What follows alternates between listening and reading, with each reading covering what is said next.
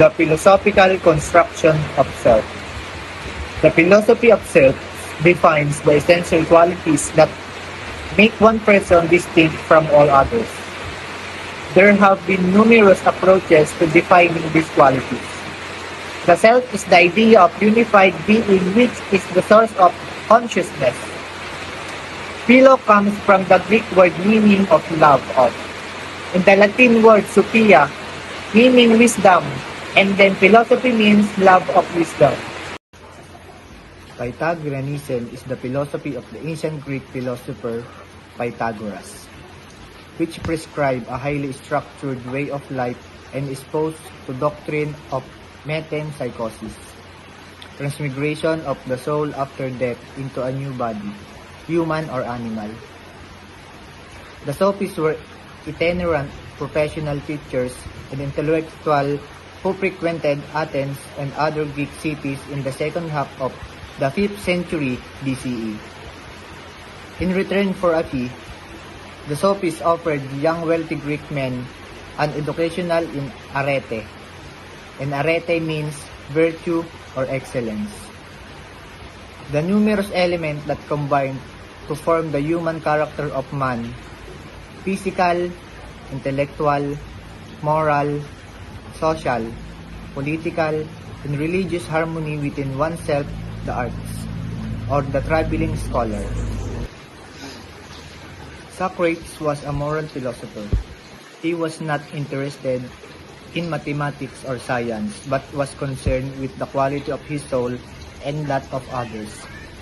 Socrates' philosophy examines how we should live. This led him to discussion on various virtues, things like wisdom, justice, courage, piety, and so on. Socrates saw his mission as one of correcting false belief. He thought that people should care less about their bodies and professions and more about their souls, saying, "Wealth does not bring goodness, but goodness brings wealth." As such, he believed he was serving the city of Athens and its citizens by highlighting their incorrect thinking. For Socrates, true knowledge is virtue, and virtue is courage.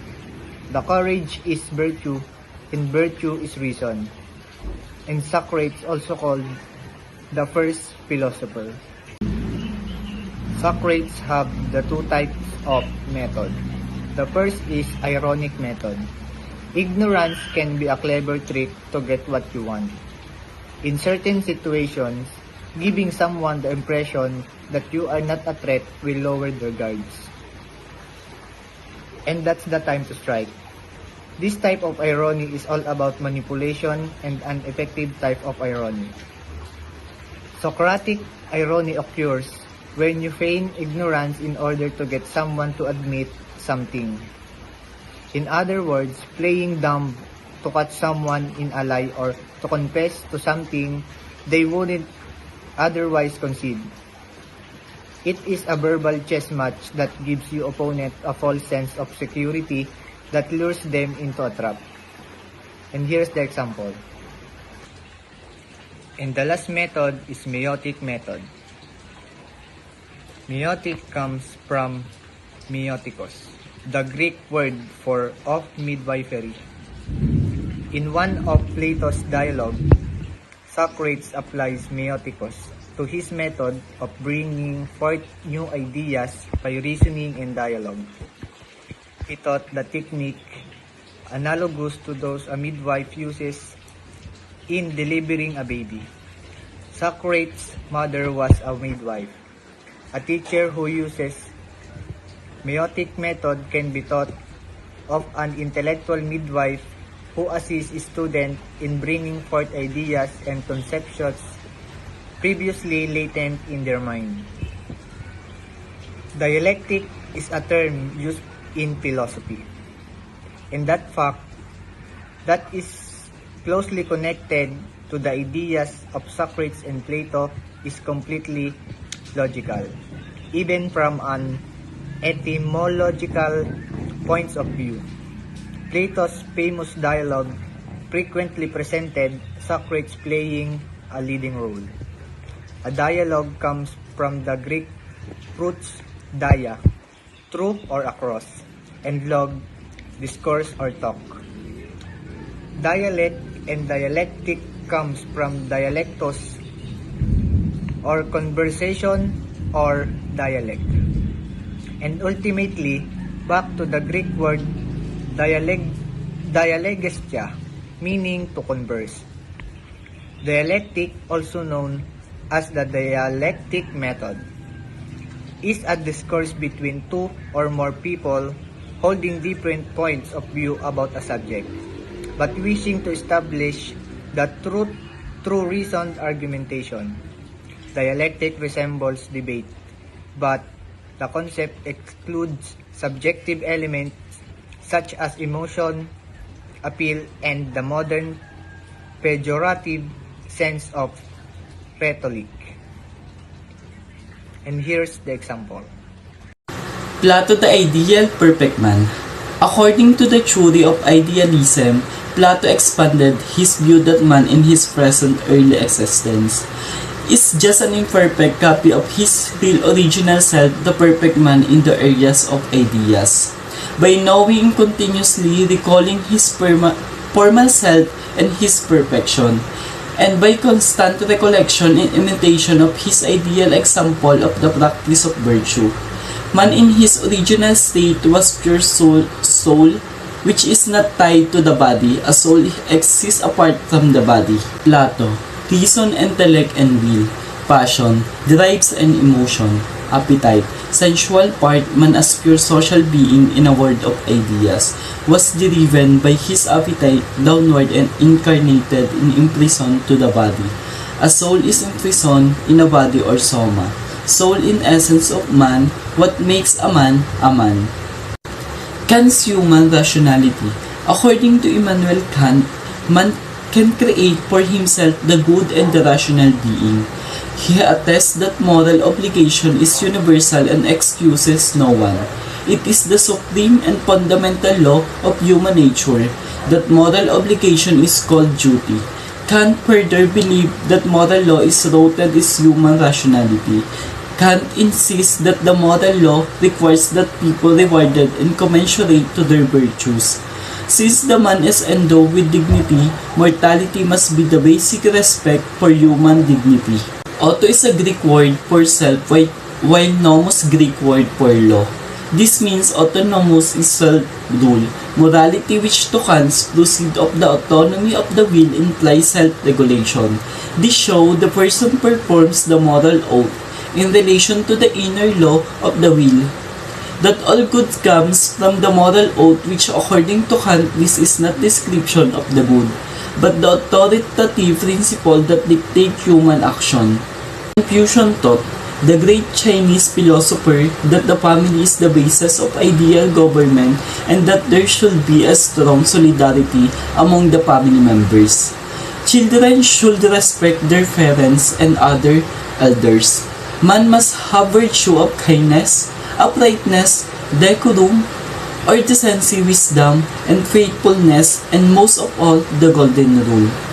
Confucius further stressed, politicians and rulers should be exemplary models of the citizens. If right principle prevail throughout the country, there is no need to change the government.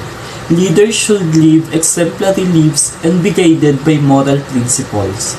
Human nature is essentially good. Saint Augustine Philosophy of Man. Man harmonizes and put together to a wonderful blend and unity. The wisdom of Greek philosophy and the desired truth contained in the sacred writings.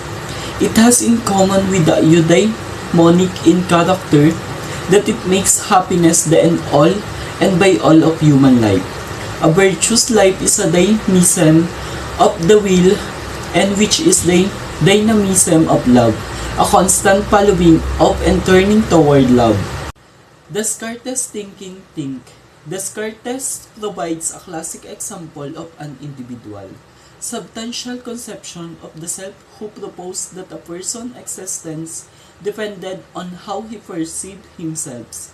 Descartes, on Discourse on the Method a work published in 1637, wrote, "I think, therefore I am." These words can signify the comprehension of the existence of the self as a reality beyond doubt. For Descartes, I is defined as a thinking thing that is as the unity of all the conscious acts. Hume on the self. People do not have an idea of mind, that the mind is defined as unchanging non-material substance within everyone. Some philosophers who imagine that everyone is very moment intimately conscious of what they call self or mind. Ngunit ang sarili ay isang impresyon, kundi ilang mga impresyon at idea lamang. John Locke, the representative. According to John Locke, human mind at birth is a black paper or tablet, kung saan ang mga karanasan ay ang magtatatak nito. Ang mga bagay ay tumatatak sa pandama at ipinaparating sa isip, at ito ang tinatawag na pag-unawa. In effect, sensation furnish the mind with all the contents and nothing exists in the mind. That was the first perceived by the senses. Halimbawa, mag-isip ng isang picture frame na may ilang particular na katangian tulad ng laki, timbang o hugis. Sa patuloy na paghawak ng tao, ay nagkakaroon siya ng idea o kaisipan sa bagay na kanyang nahahawakan. So one would ask, are there secondary qualities in the picture frame? Para kay Locke, ang pangalawang katangian ay hindi talaga matatagpuan sa bagay. Ito ay subjective lamang at isang idea o interpretasyon lamang kagaya ng kulay, amoy o kinis. So Locke believes in the theory of the representative realism that one perceives object indirectly by means of representation. So, who you are. The important aspects of a person is self. The person who knows her gender, feelings, emotions, memory, and experience. Person-specific beliefs by which describe himself or herself is one schema. Ang eskema ay konsepto ng kaisipan kung saan inaayos ng isang tao ang kanyang mundo. Ang self-schema na gumagawa ng self-concept ay tutulong sa isang tao na ayusin at alalahanin ang mga karanasan niya bilang tao. The sense of self is central to all people's lives at the times they tend to see themselves at the center stage and to tend overestimate the extent to which others notice them. Ang spotlight effect ay may posibilidad na makita ang kanyang sarili sa gana ng yugto at likas na labis suriin ang kanyang impresyon.